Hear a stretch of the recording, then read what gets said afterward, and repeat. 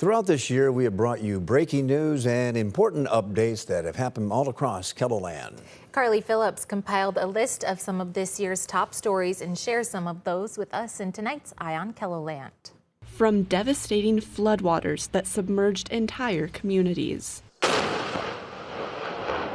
to reflecting on the legacy of a beloved state leader. He was everything that you would want for a good neighbor. Our team of reporters have helped share stories happening in communities across South Dakota.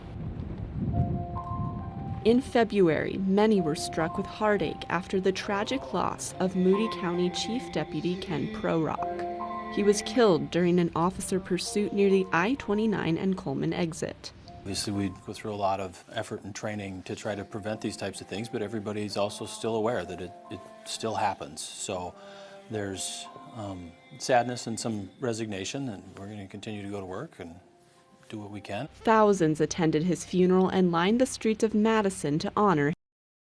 He had belief in people, too, and was there to still protect. And that's what he was doing that day, was protecting this community.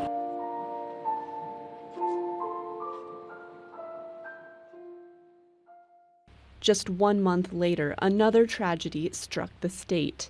A massive search began for 17-year-old Wyatt Rowland, who went missing on March 9th. He was driving a red pickup, and his last known location was northwest of Miller. Investigators later traced his phone to a small body of water. On March 12th, they located Rowland's truck and his body. In April, a deadly crash took the lives of 2 teens. The 17-year-old driver, Damian Lorelez, was behind the wheel.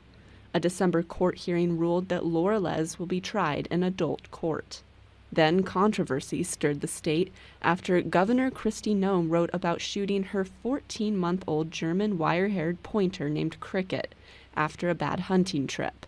Well, this dog was a working dog, and it had come from a family that had already had issues with this dog. And I had put months and months of training into this dog. This dog had gone to other trainers as well. It left many expressing their own concerns.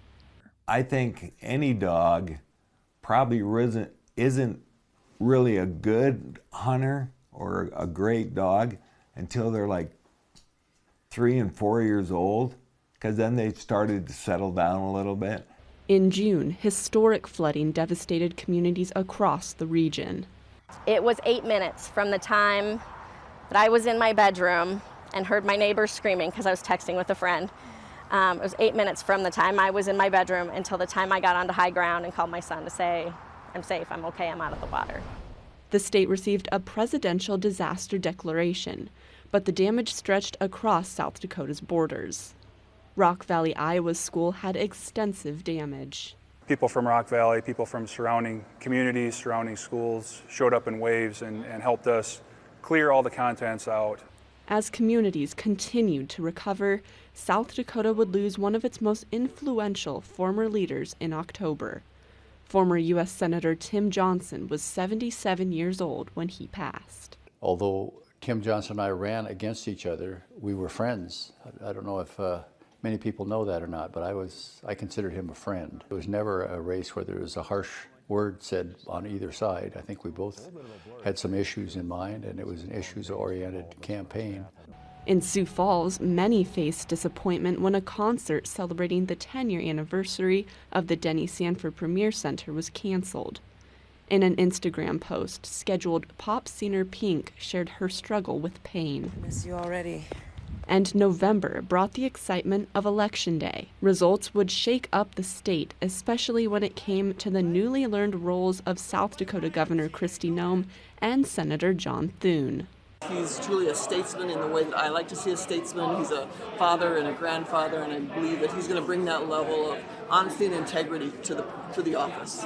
I pray that he's strong enough and has enough support behind him to keep common sense in our government, because right now I'm very concerned about that. With Eye on KELOLAND, I'm Carly Phillips.